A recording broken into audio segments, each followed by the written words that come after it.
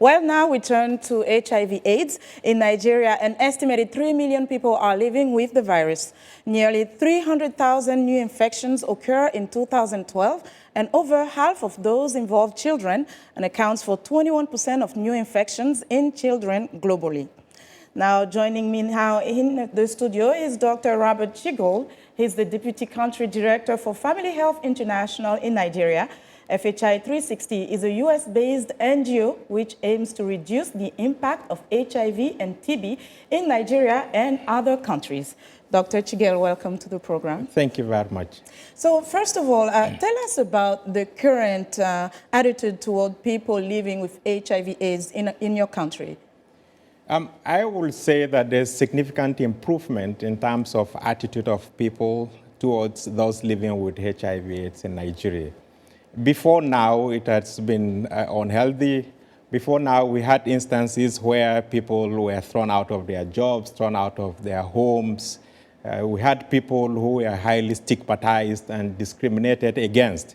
But thanks to the President's Emergency Plan for AIDS Relief, which supported HIV/AIDS initiatives in Nigeria, Family Health International, or otherwise FHI 360, for instance, gets its own PEPFAR funding through the United States Agency for International Development. We've taken care of issues ranging from prevention to care and support and generally to treatment. So if things have improved on that front, what would you say are the other challenges that need to be tackled really critically now? We still have greater challenges ahead because, just like you mentioned earlier on, out of 1.5 million people needing antiretroviral therapy services, only about 500,000 has access to it currently. And this is mainly due to lack of funding from both the government and from other areas. So we will need additional support in terms of meeting the gap so that the 1 million people who currently needs antiretroviral therapy can be met. Now, one of the messages that experts have always shared is the fact that to even address HIV/AIDS, people need to know their status. So how are people reacting to the message of being testing? Are people getting tested easier now that they are accepting more the idea of HIV/AIDS? I would say there's significant improvement in this area because before now, people ran away whenever they heard about counseling and testing.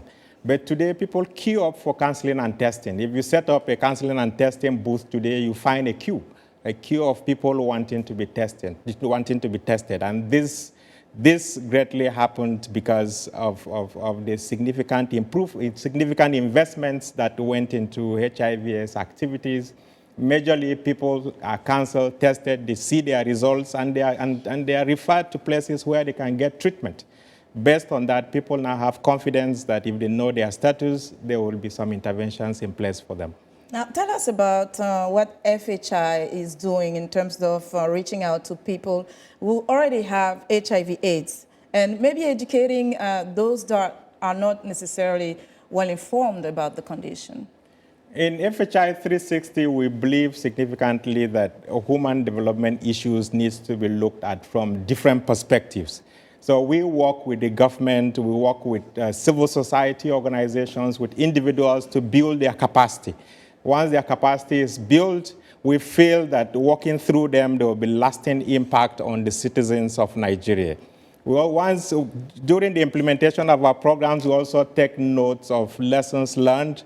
We also take notes of evidence coming out of the program, and we ensure this is highly disseminated to everyone around the country so that wherever our programs have not reached, the best practices can be transferred to other places and people implement quality programs learning from areas that we've worked. By the way, before the current period, FHI 360 was working in all states of the Federation, including the Federal Capital Territory. So we've made great impacts in the country.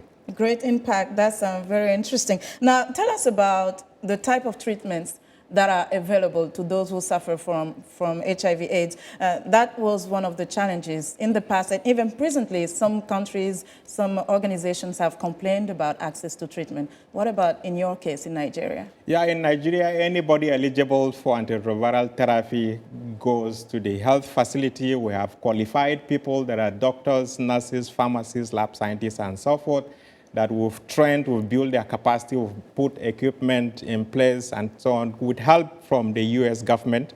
So we say thanks to the U.S. government for the support.